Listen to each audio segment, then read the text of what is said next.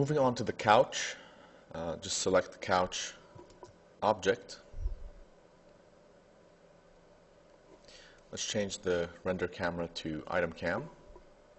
Change the camera here to item cam as well. Just move it out so you can see the couches. Go to the material. And we're going to start with the couch fabric. So the first thing we want to do is add an image map layer. Navigate to the textures folder and choose couch pattern.png. Turn off anti-aliasing. And let's choose the UV map living couch and change the horizontal wrap to 10, vertical wrap to 10, and that should get you set right here. Next is going to be the addition of a gradient layer. And this layer will simulate the behavior of fabric fibers. So what we want to do is zero out the positions. Let's check this to 1. Change the input parameter to incidence angle. Edit gradient. And go to 100% and just put middle click here. Make sure to have this input parameter at 100 and the value to be at 0. And you'll notice that it's black for the edge polygons and white for the front-facing polygons. Now to explain how this simulates the behavior of fabric fibers, we're actually going to go to Photoshop here and get ourselves a nice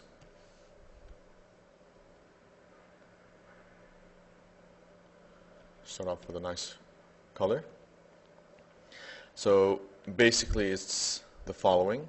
So if we have a round surface such as this one, we'll actually make that smaller. Okay. And let's pretend the person's point of view is here.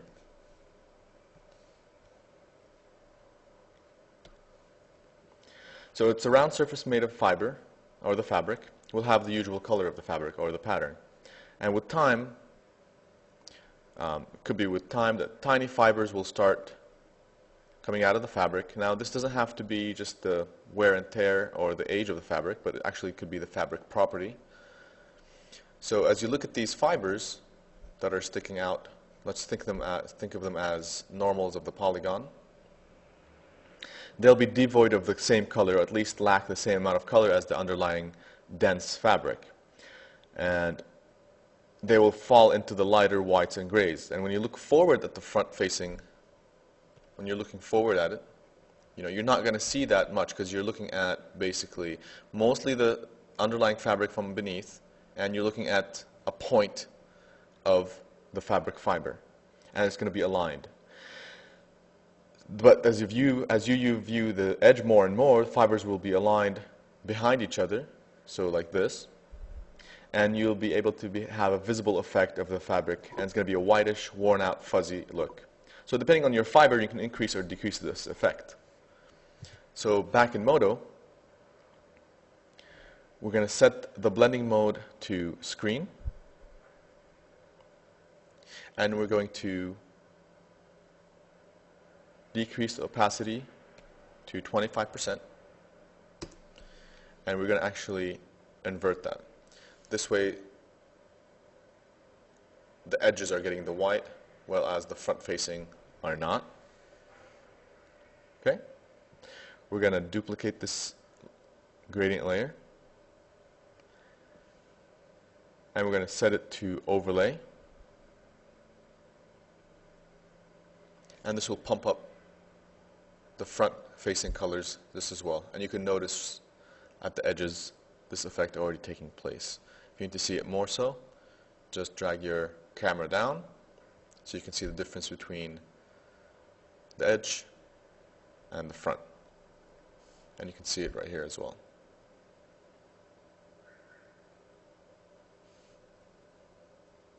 Okay. So let's add another image map.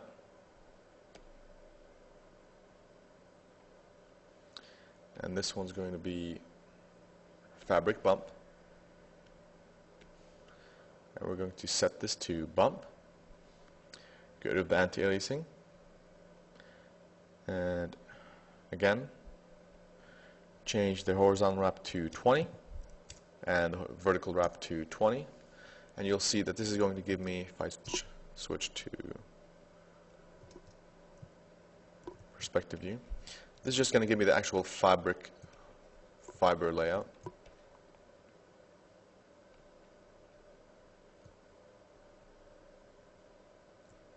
And we're going to duplicate this. We're going to set it to diffuse amount. Oops. Layer effect, diffuse amount. Set the blending mode to multiply. And take down the opacity to something like 40%. Okay. And this would be a good time to do test render if possible.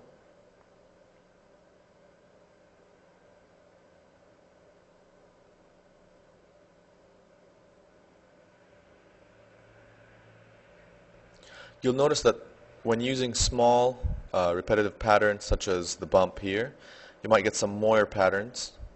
It'll be a good idea to give them a shading rate if they're giving you an issue. Just give them a shader and put the shading rate down to 0.1.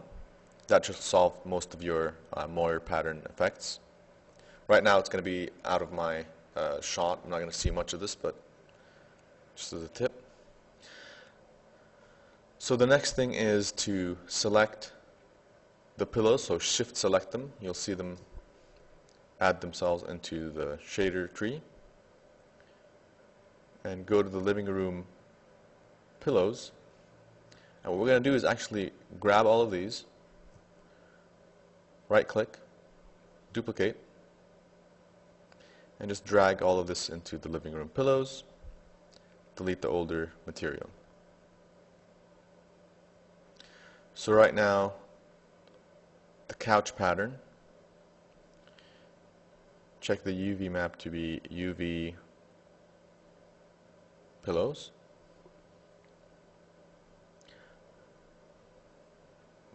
But I want to actually lessen the horizontal wrap to 5 and 5.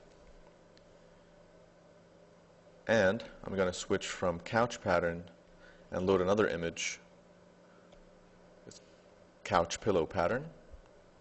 That'll give me kind of the negative colors of those pillows. And you can see that nice white edge come into play right here. Okay. So if you wanted to fine-tune some of the sculpting of the pillows, this would be a good time to do it. If there are points here which are not in contact with the actual pillow, it would be a good idea to just grab your sculpt, move brushes here, set this to mesh.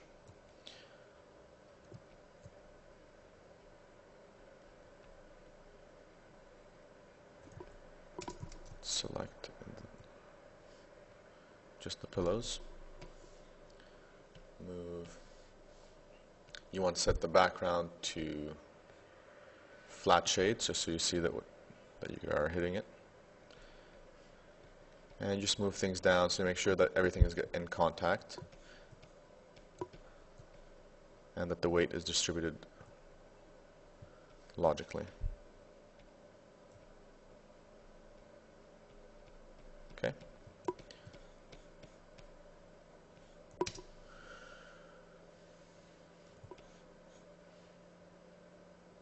So let's add another point light here just to get another extra lighting source to help me out in my surfacing. So bring this light here. Let's change this back to wireframe and wireframe for inactive meshes.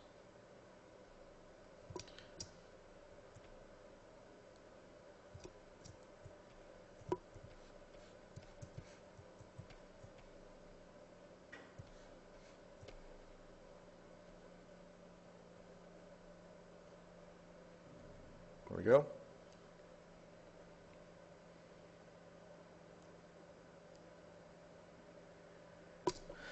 Now for both the couch, let's go back to the shader tree. Select the couch again, as well as the pillows. Just select both materials for that. You can do that by clicking on the materials. Let's bring down the specular to 4% and the roughness up to 60, just to soften the glisten of the light on the fabrics.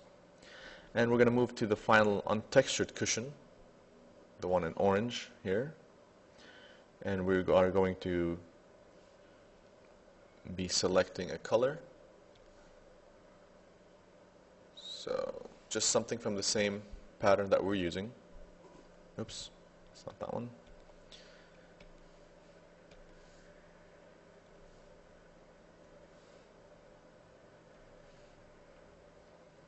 And we need to edit it to be a bit more saturated.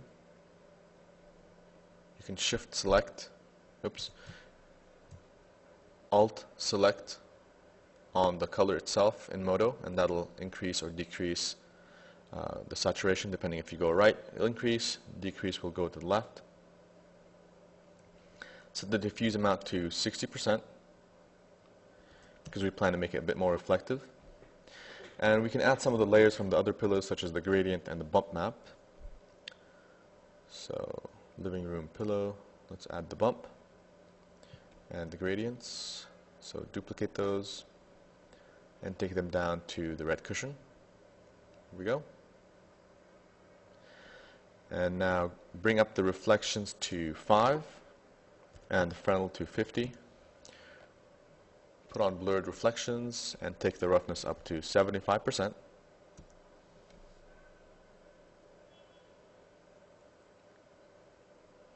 Okay.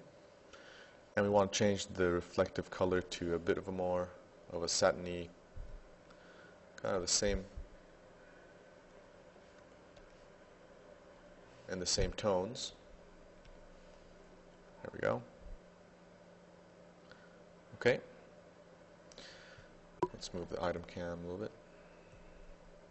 There we go. Moving on to the last part of the couch. We have the living room couch wood. Go to the material, add image map layer. We're going to set the wood 01 bump again. Turn off anti-aliasing. It's already set to living couch. I have a feeling it might not be the one I'm looking for, so it's going to be UV map wood. So look for UV map wood. There we go. That looks better. Let's set to horizontal wrap to 8, vertical wrap to 8. Remember to set this to bump. And we're going to change the opacity to 25%. Let's just duplicate this. Set this to diffuse color.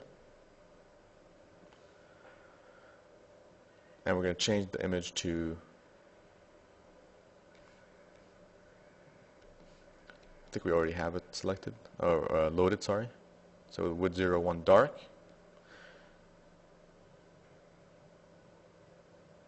We're going to check this to multiply.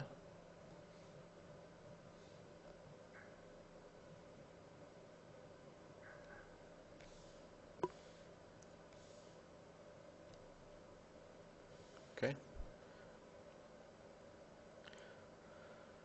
Now we're going to change the base material color to a dark tone beige. Here we go. And we're going to change the specular to 4 and the reflections to 4 as well, and the Fresnel to 50.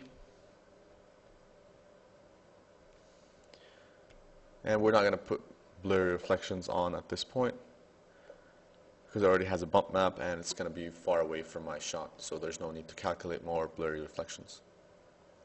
So let's do some house cleanup. Get all the texture locators there. and put them under texture. And we have this additional point light, which name is called test light. Not digging the color of the wood too much, so let's take that down to a darker wood, more brown color. There we go. And we'll save this as shot couch.